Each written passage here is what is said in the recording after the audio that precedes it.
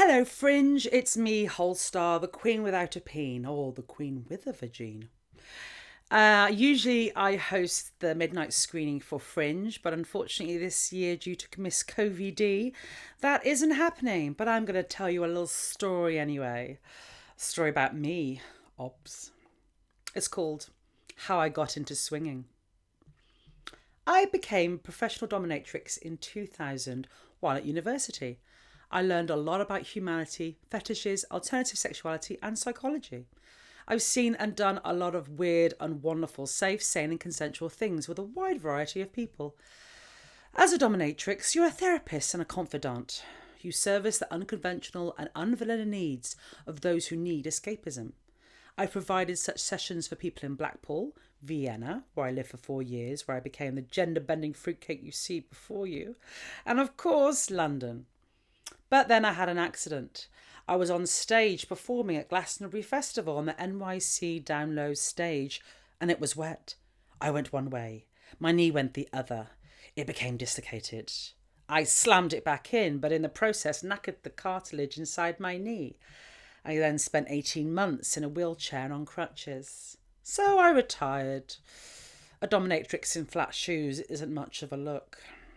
But as a naturally dominant person who loves the one-to-one theatre and drama of BDSM, bondage, domination, submission, sadomasochism, I was called back. It's a vocation and I'm still a dominatrix. I bloody love it, dear. I've many stories to tell about being a dominatrix, but today is about something else. As a dominatrix, I thought I knew a lot about sex and sexuality, but I had been focusing on providing other people's kinks and desires, not my own. To categorise my sexuality, I've been described as straight, bisexual, lesbian, but I like people, not what's in their pants. So I prefer to label myself as a pansexual, genderqueer, kinky fruitcake, and I don't even like fruitcake. The longest relationship I've had has been with a woman of 6 years. And after we split up, it's all good. We're still very good friends. We share a dog. I had over 2 years of complete abstinence. I had no desire for sex or wanting intimacy, snogging, even wanking. But my mojo came back with a bang. Now, at that point, I hadn't had sex with men for 12 years. I don't have sex with my clients unless you include me fisting and fucking them in the bottom. Not because of any cock embargo. My sexuality is fluid and I just preferred women during that time. And when you're dealing with fragile male sexuality, you tend to go off men as desirable. So I started looking for ladies, but finding casual sex with people who have vaginas or with other people who have vaginas is much like finding rocking horse poop. I've always been jealous of gay men's ability to find casual sex. There aren't dark rooms, saunas or cruising rounds for women because few women fuck without some kind of connection. And of course, safety is a very big factor.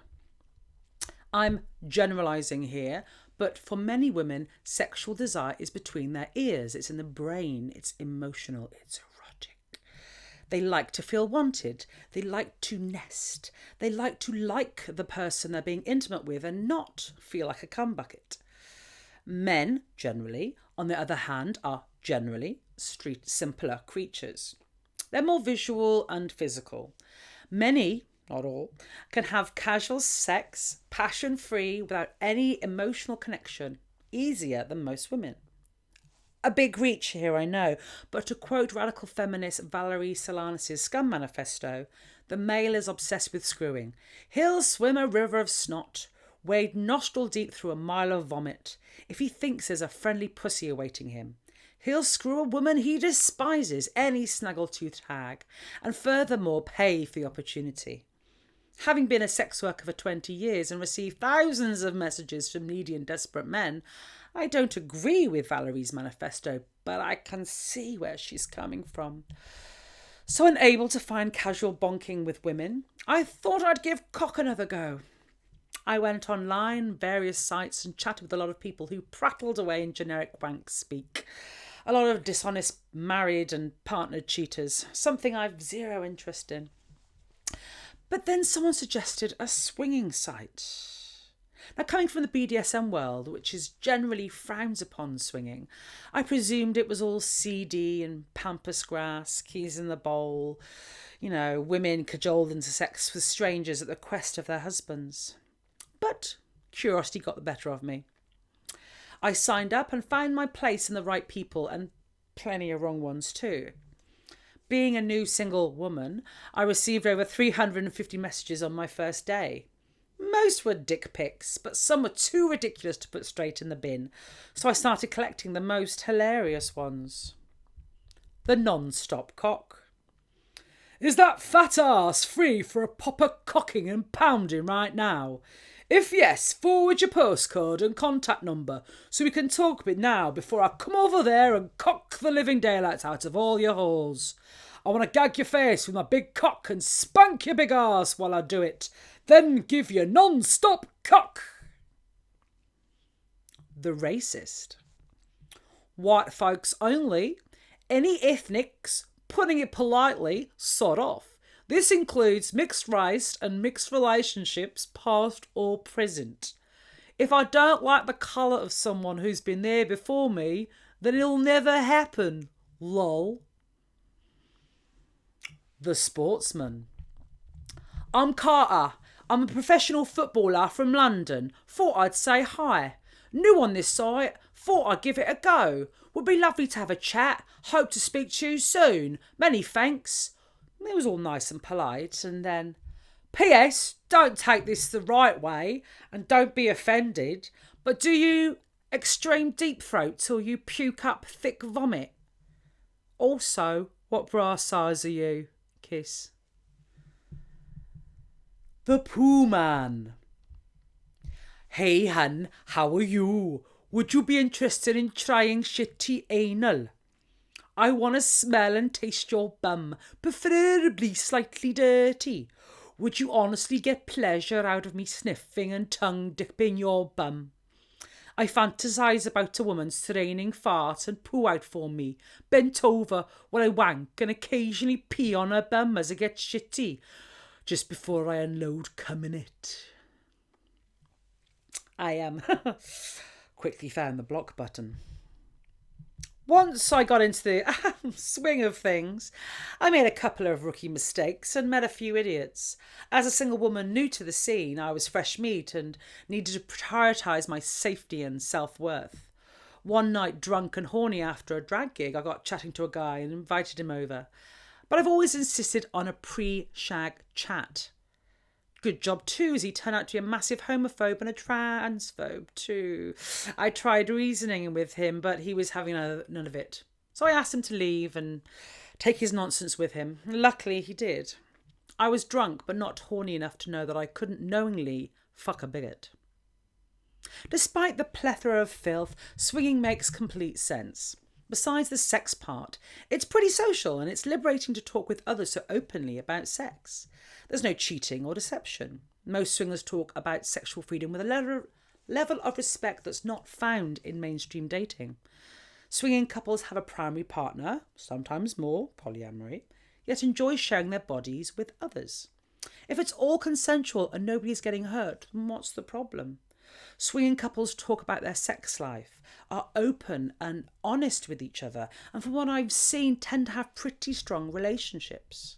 Swinging is a lot like a friendly game of tennis. You have a partner you regularly play with, but sometimes enjoy a round or two with others, but with slightly smaller balls. There are rules, there are lines not to be crossed, and there's a whole lot of swing. Unfortunately, we don't talk about sex in the UK unless it's salacious. An uptight throwback from the prudish Victorians. Just look how excited the tabloid media get when there's a sex scandal. Look at the hashtag outrage on Twitter when Channels 4 or 5 airs a show about sex, or if a woman is ferociously open about her sexuality. A hell of a lot of people cheat. The religious enforced model of monogamy clearly doesn't work. But how many people attend church in the UK these days? There are probably a lot more who are cheating. Surely open relationships and communication is healthier. Everyone is having sex, yet as a society, we don't talk about it. Would I recommend swinging? Yeah, it's certainly not for everyone. I've had a lot of fun. I've met some fascinating people, but you need a very thick skin. I need to set yourself some rules. I've got no rules, I count them. They're not as catchy as the song suggests, but here are my rules. Number 1, safe sex. Once I started having sex with penises again, I put myself on contraception to stop any potential babies, but condoms too or no sex. My second rule with men is I come first. Pre-12-year dick holiday, I'd accepted sex was over once the man had finished, despite me frustratingly wanting more. Porn has a lot to answer for. Yes, many men fall asleep after coming. The chemical release of prolactin, oxytocin and vasopressin contribute to the snooze. And I understand, but I'm here to swing to get my rocks off. As an owner of a clitoris, I can come a dozen times in one session. So as long as I've had my first or second or third orgasm out of the way, then I'm less worried when they do. Number 3, no face fucking, calling me derogatory names or slapping me about. The increase of violent porn towards women has influenced so many to be so much more aggressive than they were before my 12 years of no cock. Porn is exaggerated fantasy and escapism. It's not a manual. I'm a dominant woman. I've zero interest in being humiliated. I want good, mutually satisfactory, sexy times. Thank you. Number 4, no anal. I might bum you into next week, but you ain't bumming me. I enjoy introducing straight male bum virgins to their first prostate massage. The downside is after you've shown them the wonders of the prostate and bum fun, they want it all the time and become needy bottoms. So after 6 years of swinging, would I like a relationship? Yeah, of course. I've had a few dating situations with people of various genders, but they've never come to anything more than a casual dalliance. I'd like a relationship again, but as a plus-size, middle-aged, opinionated, pansexual, non-binary drag queen and dominatrix who's rather open about sex, finding someone who accepts me completely as I am is pretty tricky. To quote Rick James, she's a very kinky girl, the type you don't take home to mother.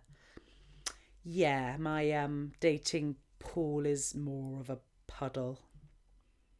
So, if I'm to be single, at least I get to scratch the most basic and enjoyable of human needs, and I can do that through swinging. Well, at least till lockdown is over. It's been a while.